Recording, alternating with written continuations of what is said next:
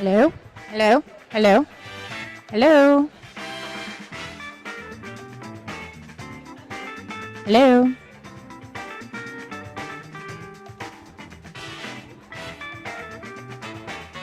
Hello?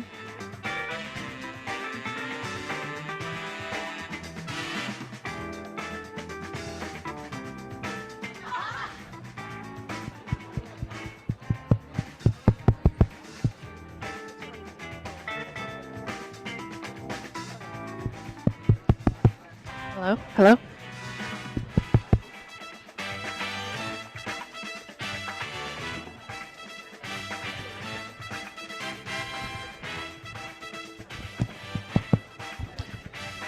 Good morning. Good morning. And turn the music down. Thank you. Good morning. Oh, this microphone's working quite right. Does this sound loud enough? I don't know. Well, welcome. Good morning. Welcome. The sky is blue. It's not too hot. It's a lovely day, and here we are. For those of you who joined us last night, thank you very much. It was a fantastic evening. Hope everybody enjoyed themselves. Hope everybody got a good night's sleep. So we are going to start the day. And I'm Carole Basile. I'm the Dean of the Mary Lou Fulton College for Teaching and Learning Innovation, and really delighted to see everybody here. And I know we have a whole group of people online as well, so welcome to, I think, a couple hundred people that are also joining us virtually. As many of you know, we have the honor of hosting this event because we have the honor of having Mickey Chi in our midst as a professor in our college and having won the Yidan Prize in 2023. Go ahead and clap. Go ahead. Thank you. Most of you know Mickey is a cognitive scientist. She has widely adopted theory of cognitive engagement called ICAP. This has set a benchmark for defining active learning, giving teachers a stronger understanding of how students learn and how to design lesson plans and activities to better engage them. Her work has been recognized worldwide. Her work has been recognized by many awards and honors, but this one, to me, is probably the most special. And so to be able to honor her and 9 other laureates, if you're another laureate, please stand, because it's amazing how many people we have here.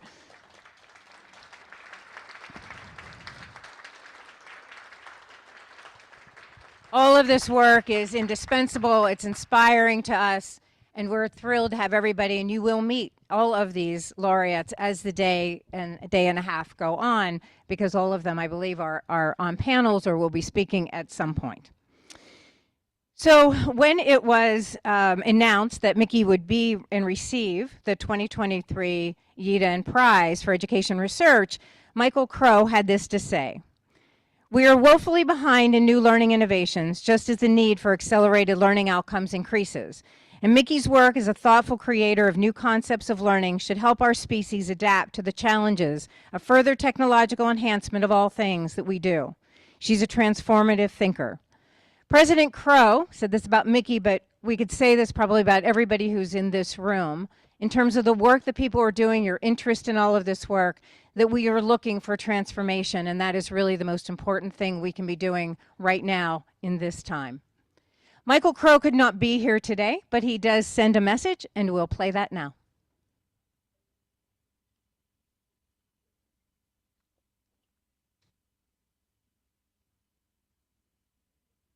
You can read his lips, you can, no. I'll get it fixed. Hosting with the Yidan Prize Foundation this event. We're very excited. Can we start over? Arizona State University is the prototype of a new American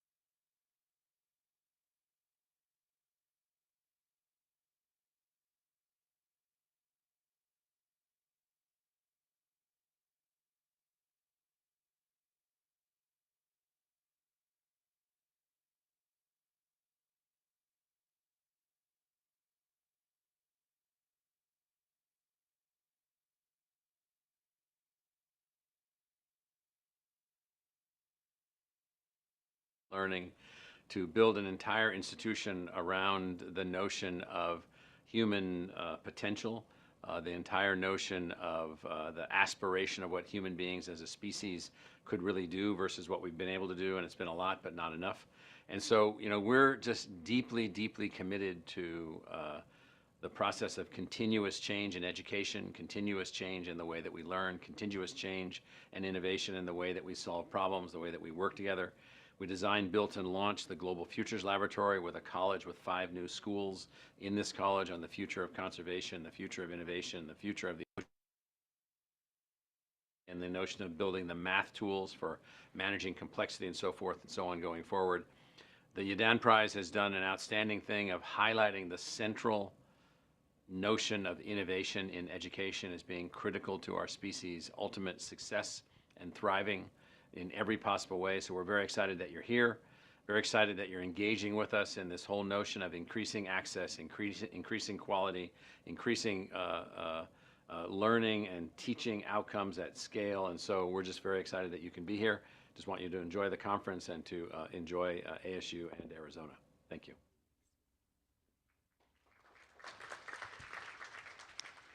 So that's ASU, excellence and inclusion.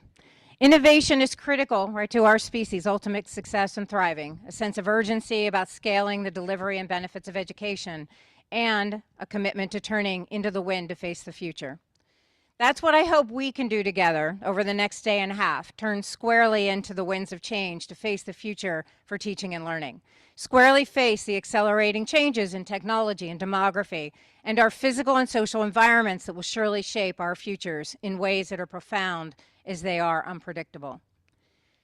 It was in this spirit of facing the future that we recently changed our name from the Mary Lou Fulton Teachers College to the Mary Lou Fulton College for Teaching and Learning Innovation. If you haven't yet seen the buses, we are about innovation. Number 1 in innovation, multiple years. But this is where we are. This is the kind of institution where things can get done. This is my 4th institution of higher education, and I don't think I could be doing the things that I'm doing today in our college any other place than at Arizona State University. And that is really important, because while our college still sets the pace around teacher preparation, we also understand that we have to do more, that our commitment to educators, to learners, extends beyond what we do around teacher preparation and beyond the world of P-12 schools. The teaching and learning is not confined to formal school environments, it's everywhere, because learning is everywhere. It's in higher education, it's in professional education, it's in continuous learning. It is the foundation of everything we do, and it doesn't just happen in 8 hours a day for the 12 years that we're in school, or the 16 years we're in school, or the 20 years we're in school. It continues beyond all of that. And it is all about how do we help humans to flourish, to live better lives, to be social and economically mobile.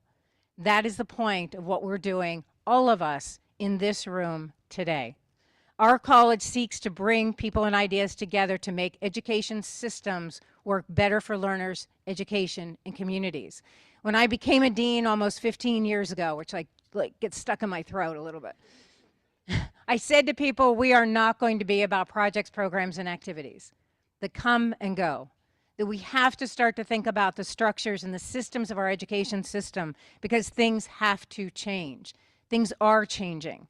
And if we continue to have education systems that are status quo, that is not going to benefit anyone. So what we're doing over the next day and a half, and the conversations that we are having, and the honoring of the laureates who are here with this Yidan Prize, is really essential as we think about the next conversations. Our thought, our action is very much in line with how we approach our work, and specifically the intersection of knowledge generation, operational innovation, and scale. So we are, all of us, right, primary thinkers in thinking about this, but we also have to primarily be doers. We can't just be thinkers. We cannot just be navel gazers. We have to be doers, and we have to be builders. And so most of us, right, if you're sitting in this room, you're probably doing both. Because innovation requires scale, and that requires the marriage of thought and action, research and practice, thinking and doing. So here we are. We brought great people together, great ideas together, and we are here because of one man, Dr. Charles CHEN Yidan. He is a philanthropist. Charles is a philanthropist, an entrepreneur, and a lifelong learner himself. He's established this prize foundation in 2016 with a mission to create a better world through education. I say to people all the time, you know, we've been giving lots of talks to people in workforce and in business and industry. I was in Netherlands last week talking to 9 European universities who are thinking about technology and where they're heading and saying to them, nothing, we can't do anything unless we think about who our educators are and we think about our education system and getting our education system ready for what is going to be. So, Charles, I'd love for you to come up and give a few words here, because what you're doing here is this collective approach to really thinking about education, but also where we're headed in the future. So thank you very much.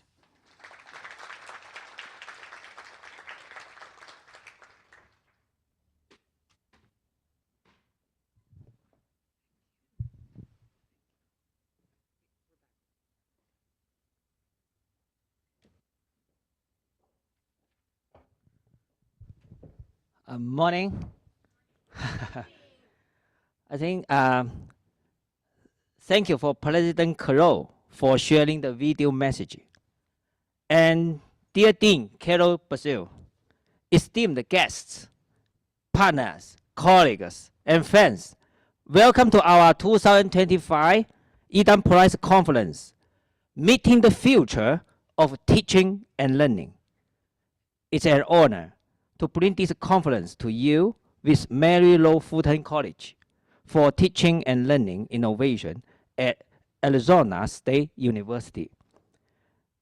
Maynard Fulton College has a rich history of excellence, enhancing teaching and learning since its founding. It has also continued to evolve to meet the changing needs of education. And at the Yidan Prize Foundation, we share that commitment to championing change makers and innovation. We started the Yidan Prize in 2016 with a mission to create a better world through education. Each year, we award 2 prizes to change makers in education research and education development. These 2 areas work in harmony, deepening our understanding of learning sciences and effective policy making, and transforming teaching and learning for all. Our prize is designed for impact. We champion ideas that are innovative, transformative, sustainable, and future-oriented. Innovation drives progress, a belief that we share with our co-host. We encourage the world to embrace bold ideas and champion solutions that shape the future of education. All of this is a group effort. We do more together than we can ever do alone. Bringing together researchers, educators, and partners helps scale solutions. It also creates a ripple effect that changes lives, communities, and our collective future. The Yidan Prize laureates are at the forefront of driving change in education. For some, that means expanding our understanding of teaching and learning, and use that in their work with educators to build effective, inclusive classrooms. We see that in Mickey Chi's groundbreaking ICAP framework, and in the work of Linda Darling-Hammond at the Prep Lab. By linking theory to practice, they foster a cycle of improvement and innovation. Students also need to come to the classroom ready to learn, and they must believe that they can keep learning. This is where we see the power of Carole Depp's work on growth mindset. Changing how students think about themselves and their own potential makes a profound difference to what they go on to achieve. And what of those who face barriers to learning like conflict and poverty? Many of our laureates are focused on making quality education available to all. Today, we'll hear from Rukmini Banerjee from Pleasant Education Foundation, Vicky Colbert from Fundación Escuela Nueva, Shai Reshef from University of the People, and Marwa Yar from World Child Alliance. Their work spans various phases of education from the early years to lifelong learning. But what they all have in common is reaching marginalized communities with a fair chance to access quality education and take charge of their own futures. We also recognize that all our futures are challenged by human-made and natural crises. So it's vitally important that we understand the drivers of human progress to navigate challenges of today and tomorrow. Wolfgang's work demonstrates the essential role of education in global sustainable development.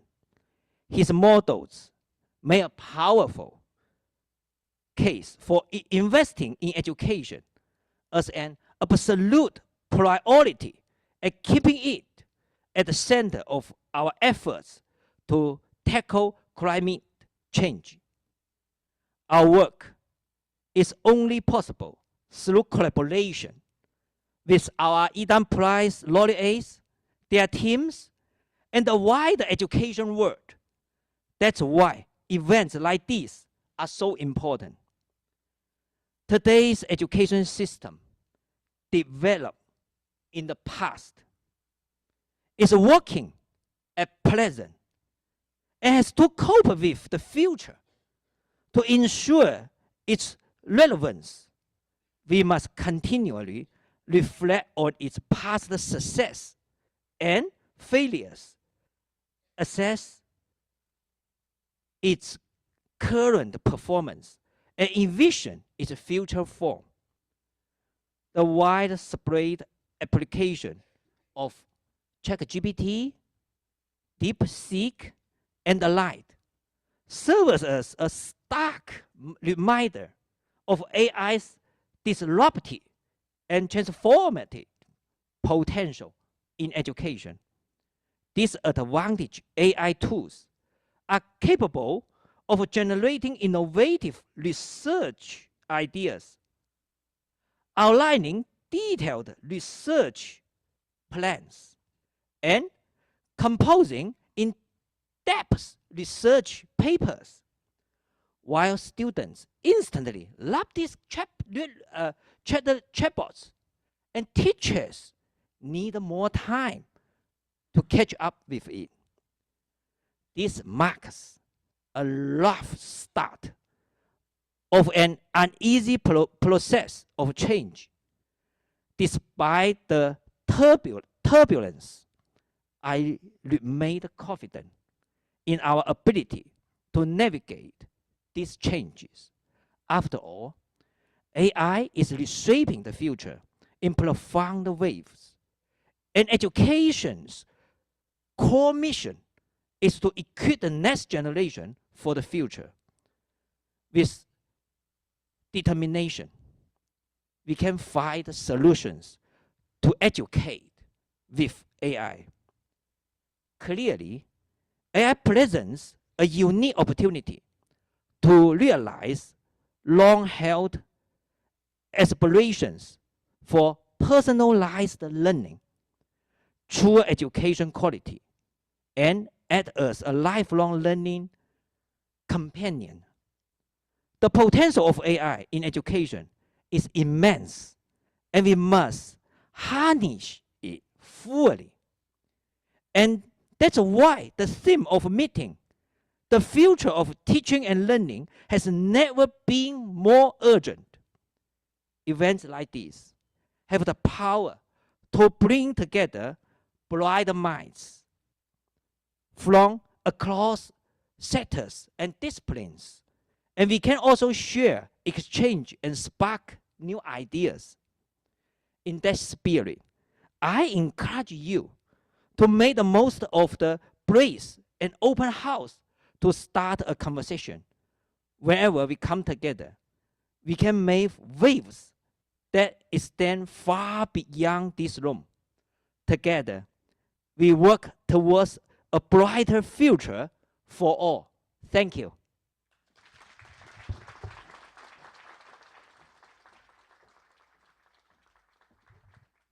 Thank you, Charles. Okay, so let's get started. Our first speaker this morning is Andrew Maynard.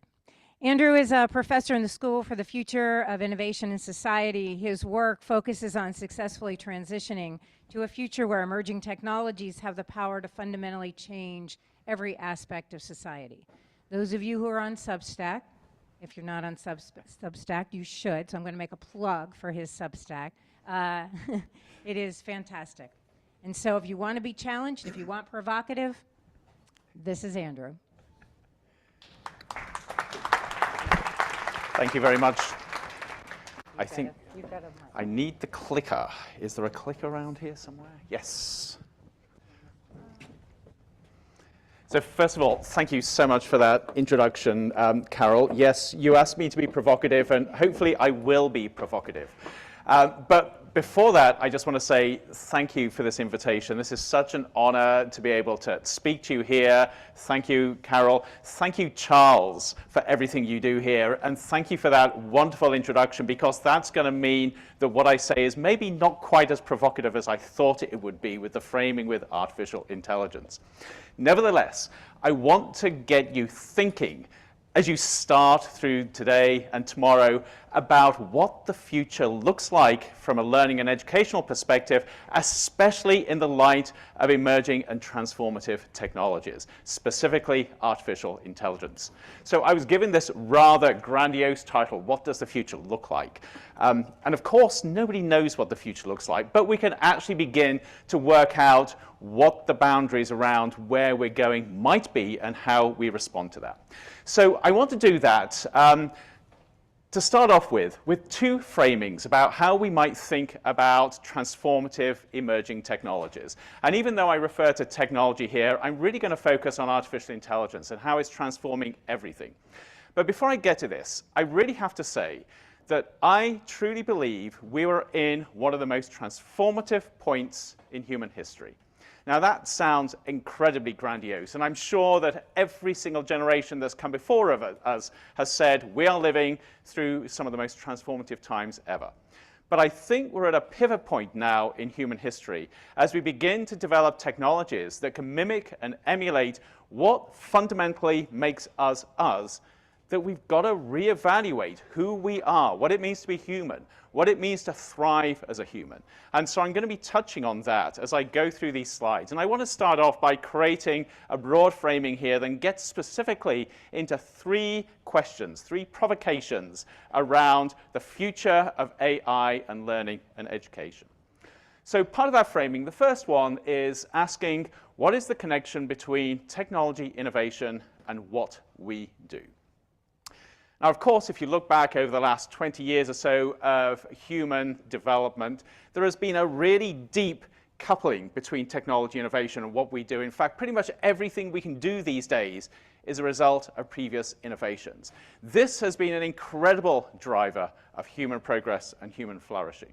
And yet it seems like, as I said, we're at a pivot point now with emerging technologies, which changes that substantially. And to give a flavor of that, I wanted to just bring this quote up from the CEO of Anthropic, one of the big AI companies. And this is something that Dario wrote back last October in a piece that he rather poetically called Machines of Loving Grace. And even though you're not supposed to do this, I'm actually going to read this out because I think the words are important. And Dario wrote, "My basic prediction is that AI-enabled biology and medicine," and I'm using these as a proxy for a whole range of other areas, "will allow us to compress the progress that human biologists would have achieved over the next 50 to 100 years into 5 to 10 years. I'll refer to this as the compressed 21st century. The idea that after powerful AI is developed, we will, in a few years, make all the progress in biology and medicine that we would have made in the whole 21st century." So think about that in the context of every other aspect of human experience and human innovation. That idea that what we previously achieved or could achieve in 100 years is going to be compressed into 10 years. Now, some may say this is hyperbole, but even if there's a small chance of this, this changes everything. So effectively, what we're looking at here is the idea of artificial intelligence as an accelerant on virtually every other technology. So think about almost any aspect of your life and imagine what would happen if the advancements that you can imagine occurring over the next 100 years actually occurred over the next decade. It begins to challenge everything about how we think about the way we live our lives, what we can do, what we can achieve, what we can build. And within all that, it challenges our notion of what the role of learning and education is. So what we have here is effectively the first part of a very, very simple model I want to build up. This idea that technology accelerates what we do. And if you look at this very simple model, over the last 20,000 plus years, we've had many innovations that have pushed forward what we can do. But I would say that most of those innovations are clustered towards the bottom of this plot, compared to artificial intelligence, which is heading somewhere like this. There seems to be a clear change in how AI is beginning to transform what we can do. Of course, actually, before I get to the of course, I just wanted to put this very simple example of seeing that people seem to have been talking about it. It's something of a trivial example, but it's something that I ran a few weeks ago. I was intrigued. This is just after OpenAI's deep research came out, which was lauded as being an incredible critical thinking and research artificial intelligence. And of course, being a professor, I asked myself, could this thing actually write a dissertation? And it turns out it was pretty good. What resulted, the 406 pages, it was a long dissertation. It's not really a full-blown dissertation, but it reads incredibly well. I would actually be pretty happy if some of my students produced that. Of course, the amazing thing, talking about compression, this only took AI 3 hours to produce. Unfortunately, it then took 4 days for me to format it, and anybody that's gone through the process of formatting a dissertation will have sympathy with me there. But it's a great example of what we're seeing with this compression at the moment, and this is the worst it's ever going to be. Think about that. We have AI that can produce an almost plausible full dissertation in 3 hours, and this is the worst it's going to be. Of course, it may be that artificial intelligence doesn't actually deliver on its promise, and there are multiple trajectories it could follow. One of them is the typical technology S-curve, where you can imagine we're towards the beginning of this curve, so everything looks amazing. It looks like we've got exponential growth, but at some time, it's going to plateau out. We're going to reach a ceiling, and we're not going to realize the full potential that maybe some people are thinking about. So maybe we won't get to that 21st century compression. But nevertheless, we're seeing rapid advances at the moment.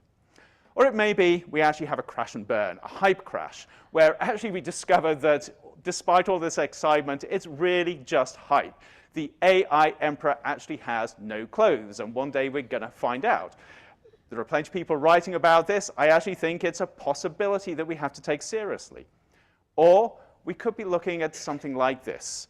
an exponential increase in capabilities where we're not quite sure where that exponential growth is going to end. And this is where people like Amadei are speculating that as we go along this curve, we're going to see a complete and utter transformation of what we can do and how fast we can do it working with artificial intelligence.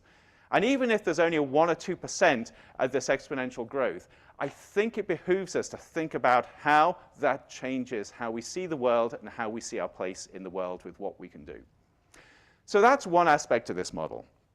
But there is another aspect which I think is really important here, and it's the coupling between technology innovation and who we are as individuals, as humans, as a species. So let me put up another quote. This is from Mark Daly, the Chief AI Officer at Western University in Canada. And this is from a piece he wrote just a few weeks ago. And he says in this, "We've long used technology to amplify our abilities, to dig deeper, run faster, store more data. But now we're building machines that can think, and that cuts to the heart of who we are. For better or worse, that distinction sets AI on a different plane than," and he uses these examples, plumbing and electricity, but pretty much he says anything else we've done in the past. And it's in that difference that our greatest societal, existential, and imaginative challenges lie.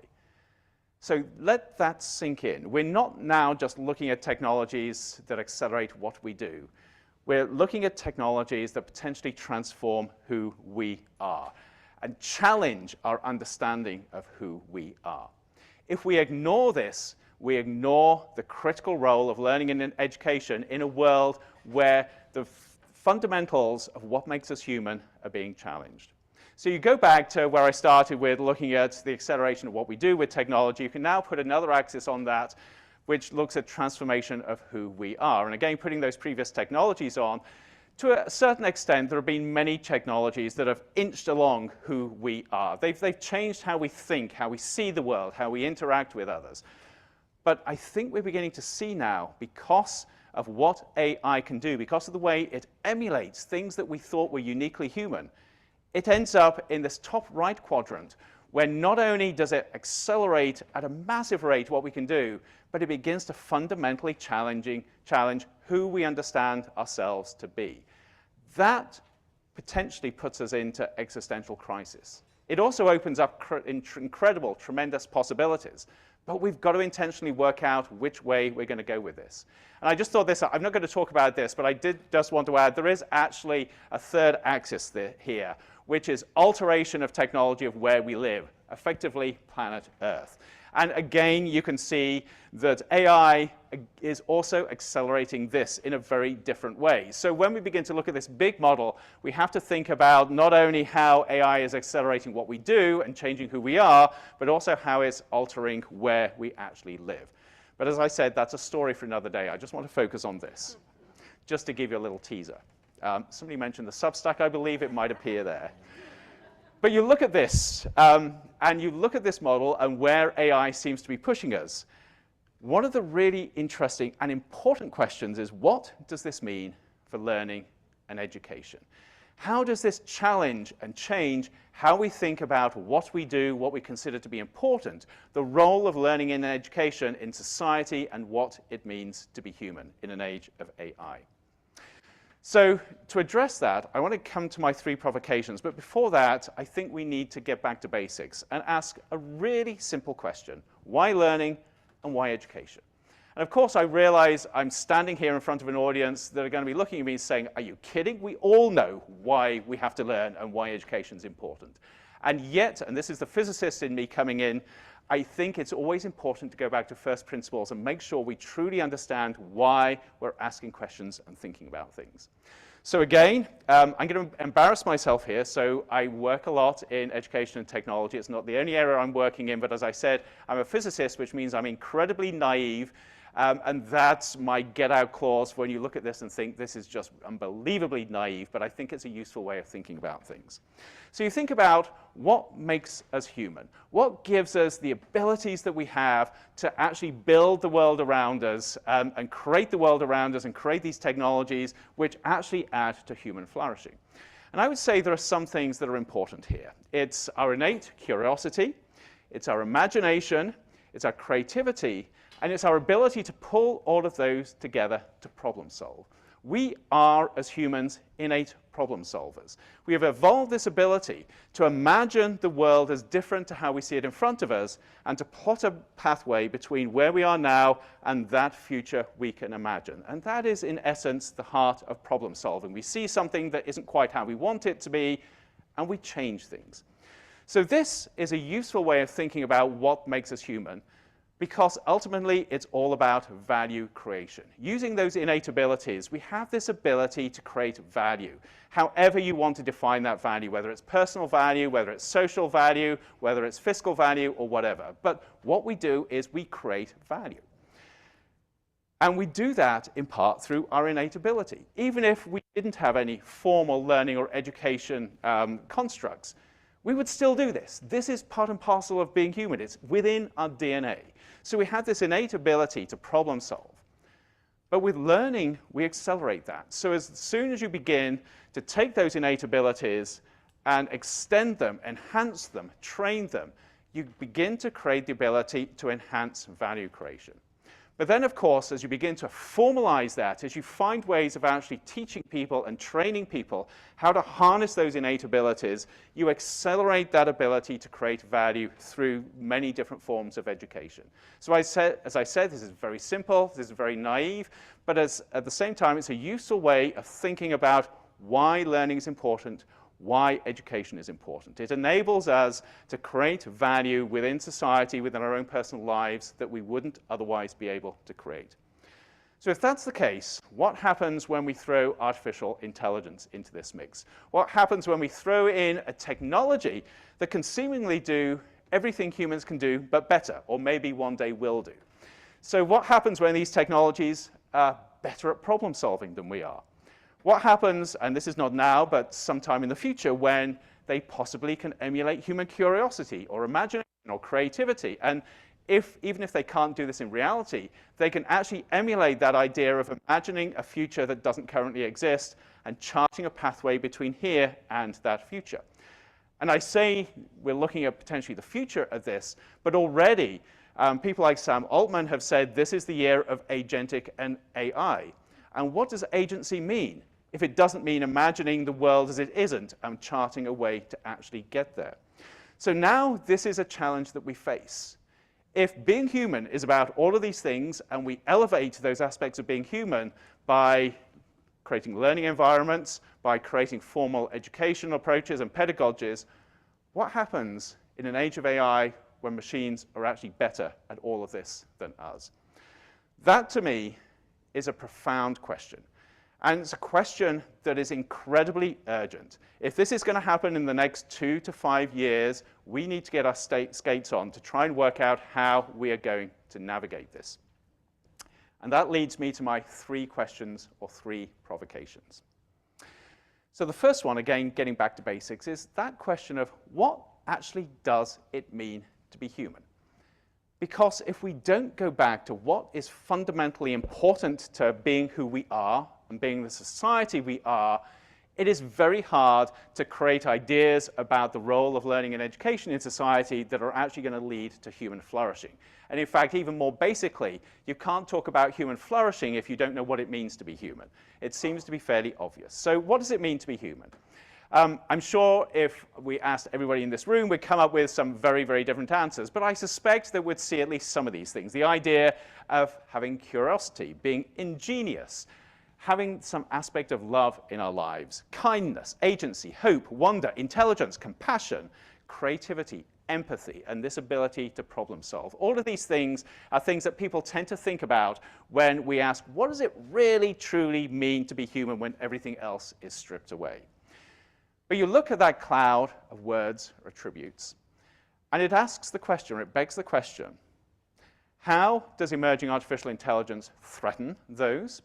Because potentially it does. If artificial intelligence can problem solve better than we can, it's a threat.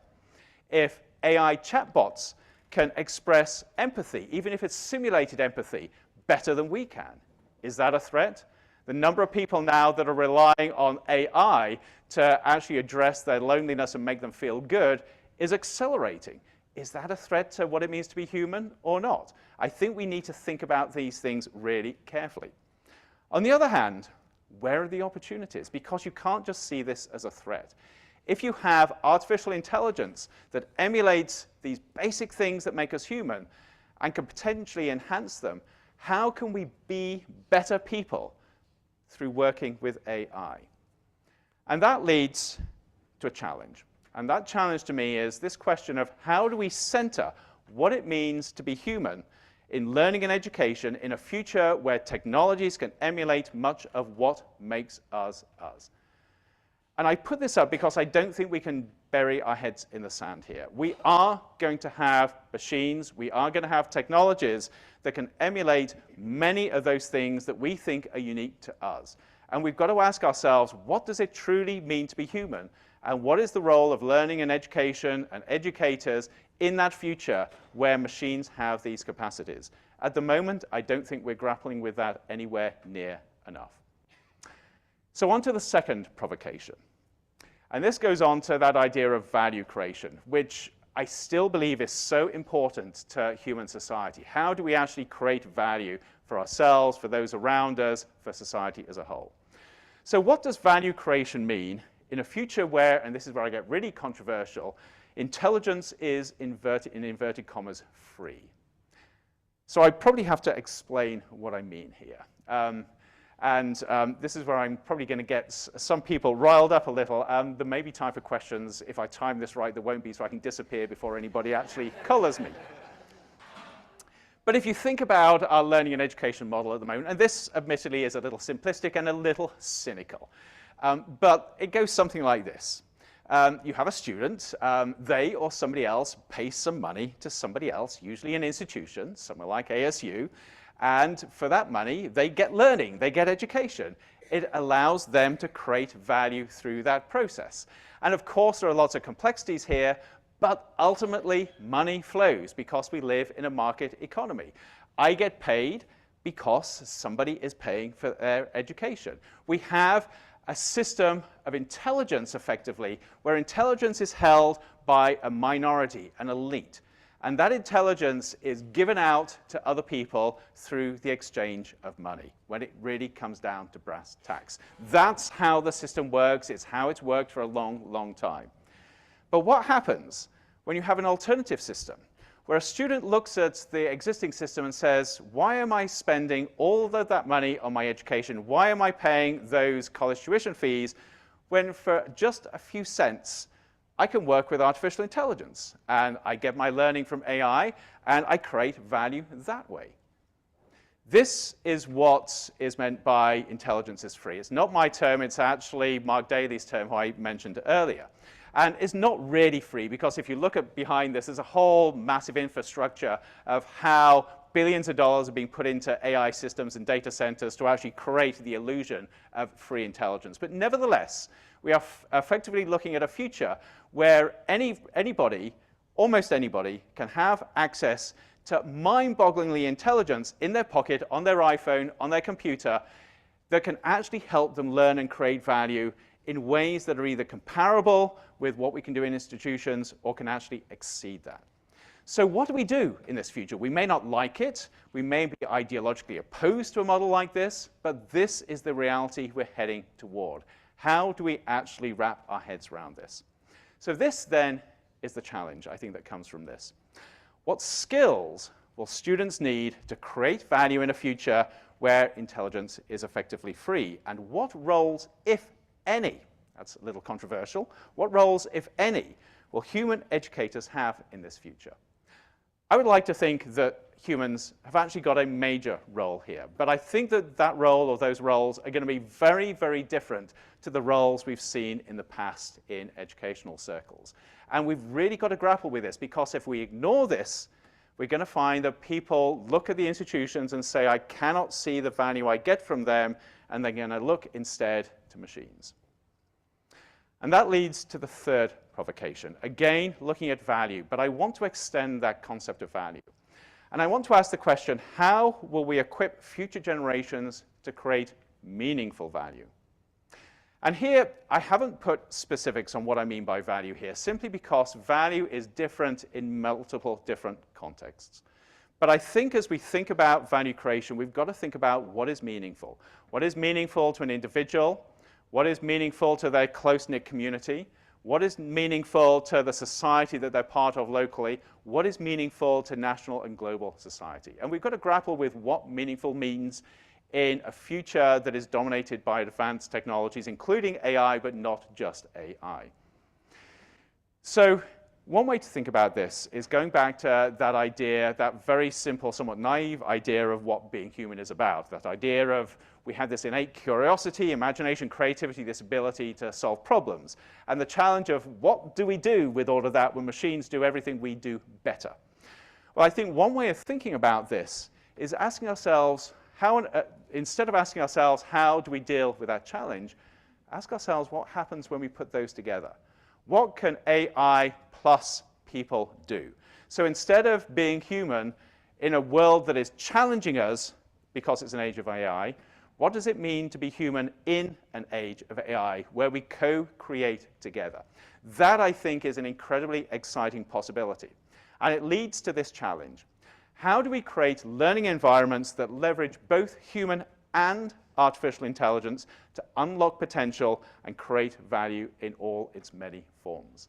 And this, to me, is one of the most exciting challenges I think we face as educators, as long as we begin to embrace the possibilities that these advanced technologies come with.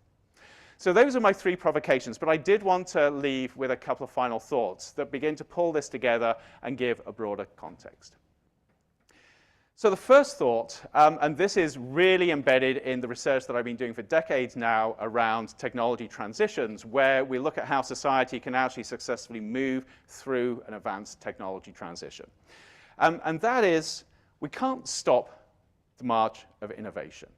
And I know many people would like to think that we can. Many people would like to look at a technology innovation that they don't like and say, let's just stop it. Let's not do this. We don't like AI. Let's just stop AI. We don't like social media. Let's just stop social media. The reality is, if you think about what makes us human, this ability to imagine a future that's different on an individual level and try and get to that future, we can't stop it because you can't control 8 billion people and tell them what they can and can't do with their innate problem-solving desires.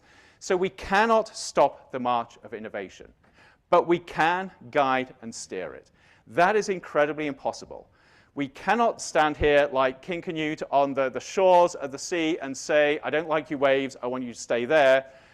But we can take action, which includes, if you look at the analogy of the sea and those waves, actually channel those waves in a different direction. And we could do this with technology. The technology that's coming along doesn't follow a preset path. It is not deterministic. We have the agency to decide where that technology goes, how it is used, how it impacts our lives, how it impacts what we can do, how it impacts who we are. The question is, how are we going to do that? How are we going to develop that agency as humans to guide and steer these powerful technologies? The second final thought is, human flourishing in a technologically complex future demands the humility to question assumptions and embrace change. This, to me, is incredibly important. And one instance of why I think it's important is just looking at what's happened with AI in education over the last 2 years. Starting off with generative AI, and now we're beginning to look at agentic models and a number of other models. The number of people I've spoken to, educators I've spoken to, who have simply said, that's not for me. I don't like it. I'm not going to use it. I'm not going to accept it. I think that what I do is more important than anything that a machine can do. A machine will never replace me. That is not humility, that is hubris. That is basically saying, I know better, secretly I'm scared, but I'm going to put bluster on and I'm going to say, this will never change my world. But it will. And the only way we can deal with that is the humility to accept that things are changing. The things that we thought were right in the past might not always be right in the future. And that means we have to have this ability to question our assumptions and embrace change, but not embrace change in a limitless way. Embrace change in ways that stay true to who we are and the values that we have and how we want the world to be. This, I think, is incredibly important as we begin to look at these transformative changes and the speed with which they're coming. And then the final thought here, and this is where I want to end. The prospect of advanced AI challenges the deepest foundations of the why and the how of learning and education. If we're willing to accept this, though, if we're willing to accept that things will change, the possibilities are boundless. So there are incredible challenges here. I think we have to be serious about how advances in AI actually decrease value creation. It could actually erode the value that we think is important. That is a conversation that we have to have. On the other hand, if you look at the affordances of these technologies, they could completely transform what we do. The question is, how do we understand the role of learning and education in this new world so we can leverage these technologies, so we can make the future of human flourishing better than it could ever be without these technologies, with our humanity as educators and learners built into that process? Thank you.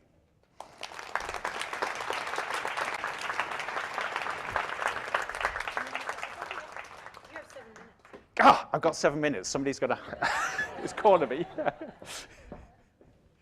Questions? Comments?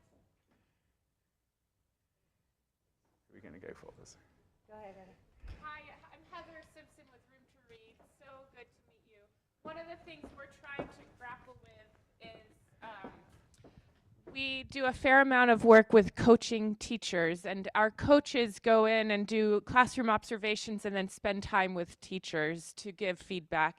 And that interaction has been so important in seeing behavior change in those classrooms. What we're trying to see is, can AI shorten the amount of time or make their jobs easier so that the coaches have faster information and the time they're spending with the teachers is more focused on the human connection that they need. We don't know the magic sauce of what that human connection needs to focus on. We are looking at how to decrease the time spent on the information side of things. But I'm curious to know, and your studies leaned into what the essence of humanity that AI can help us with. Would love to hear your thoughts. No, a great question. And it's touched on it, and other people are looking at this as well. But I think it is so important, and it gets back to some of the things I was saying. I think we've seen a tendency simply to embrace technologies like this.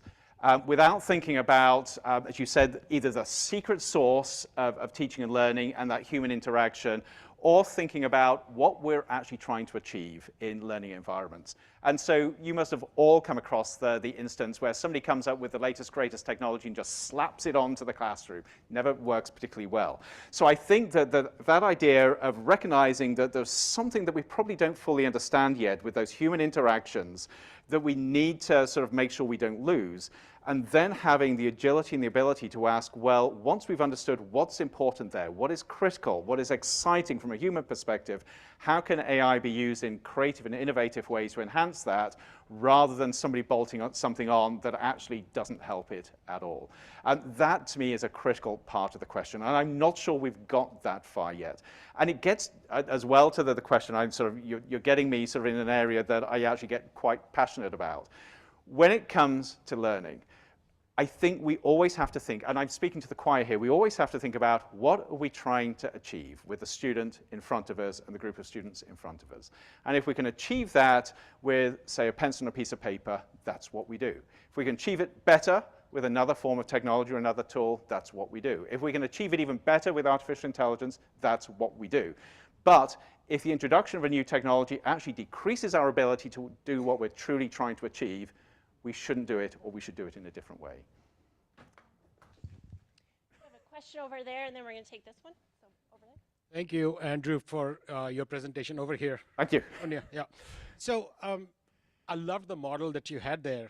I think one piece that might be very useful for us to think about, that these technologies don't enter into a neutral world, A, and B, that there are very powerful forces which are pushing a certain way of thinking about these technologies, either through hype or whatever. I mean, if you just have to look at social media and its focus on attention as being the critical thing. So I wonder whether there is a component there to think about how these technologies play out in this sort of socio-economic, cultural, political climate that we live in, which is going to really determine which way these things go? Yeah, such an important question. I know you do fantastic work here, and I have another number of colleagues that do as well. So one of the reasons why that's so important is that we have seen this movement towards technology being driven by technologists who don't necessarily understand humanity. That's a very sweeping statement, but if you look at what's happening with AI at the moment, especially with the CEOs and the companies that are driving this, they're all really nice, great people, I'm sure, but they have their own idea about what the world should be like, and it's not necessarily the same as everybody else's idea. As a result, we're having technologies being developed and pushed on us that maybe aren't suitable for the sort of life and future we want to build. And this is where myself and a lot of people have been advocating for far more voices being at the table and actually developing these technologies in a way which are more socially responsive.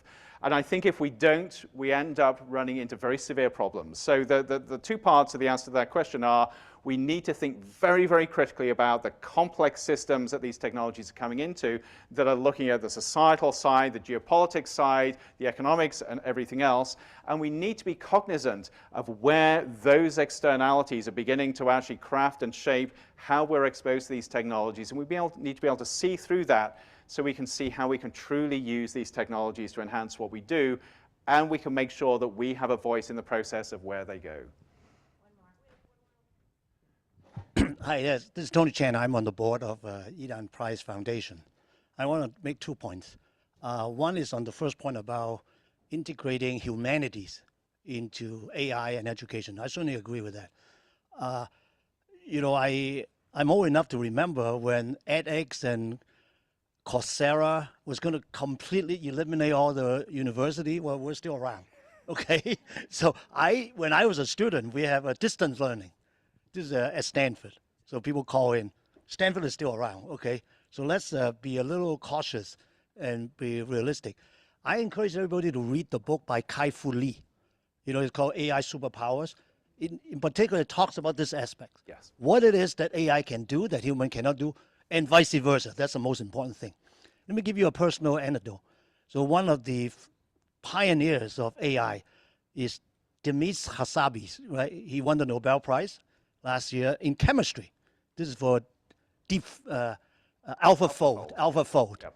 So I met him in Davos, maybe 8 years ago. He gave a talk. This is way early, right? And he talked about all this possibility. And one person in the audience asked him, "Are you going to telling me that my grandchildren will be taught by AI?" She does not want that to happen. So I tell you that. Because she is, without saying it explicitly, she's saying what you're saying. Yes. You know, you got to have the human interaction. And partially that explains why edX and Coursera has not taken over all the university, because people go to university not just to get the transmission of information, it's all these other intangible. So that's my first point. My second point is about the general hype surrounding AI. See, I'm probably one of the few computer scientists in the audience. I took my first AI course 50 years ago, okay? And I've seen 2 AI winters, okay, and all that. And I used to work on computer vision. Now today we'll call AI. So the name has been abused. You know, everything is AI. You say AI, it becomes magical. I wonder how many people look under the hood and see actually what goes on. You look at ChatGPT, which is the transformative moment. It was like, God, it can write better than I can. Like that thesis you mentioned. But the question I have, you know, I'm a PhD advisor, used to be, okay? You look at that, what is the original idea in that thesis? It's not that it just reads well. That's the minimal requirement, okay? So I think that part is still, the jury is still out.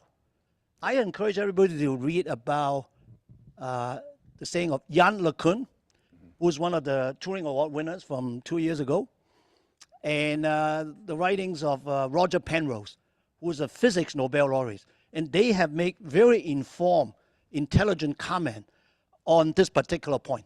So I'm just a nobody, right? But you listen to them, they're Nobel laureates and Turing Award winners.